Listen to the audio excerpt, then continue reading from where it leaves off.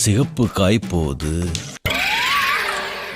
கருப்பு காயும் பின்னாலேயே போத சரியில்லையே.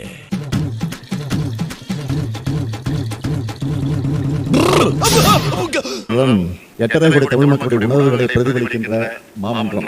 ஆளுநர் என்பவர் மாநில நலனில் அக்கறை கொண்டவராக, மக்கள் மேம்பாட்டில் ஆர்வம் கொண்டவராக, உண்மையை பேசுவதாக இருக்க வேண்டும். மக்களுடைய பேராதரவோடு பெரும்பான்மையோடு வெற்றி பெற்று ஆட்சி அமைந்துள்ள அரசு எடுக்கின்ற முடிவுகளுக்கு ஒத்துழைப்புடையவராக இருக்க வேண்டும். அதுதான் அரசியல் சட்டம் அந்த பதவி வகுப்பிடமிருந்து எதிர்பார்க்கிறது. ஆனால் நம்முடைய ஆளுநர் அவர்கள் அதற்கு மாறாக செயல்படுகிறார். மாநில நிர்வாகத்தை முடக்கவும், பொது நடைகளில் அரசியல் பேசியும் அவதூறு பரப்பி வருகிறார். அது அவர் சொந்த விருப்பம் என்று கருதலாம். எனினும் அத்தகைய முயற்சியை இங்கும் செய்ய அவர் முனைவது ஏற்புடையது அல்ல. ஆண்டுதோறும் அரசின் சார்பில் உரை தயாரித்து அனுப்புவதும் அதனை முறையாக வாசிக்காமல் ஆளுநர் முரண்டு பிடிப்பதும் தொடர்ந்து வருவது நல்லது அல்ல.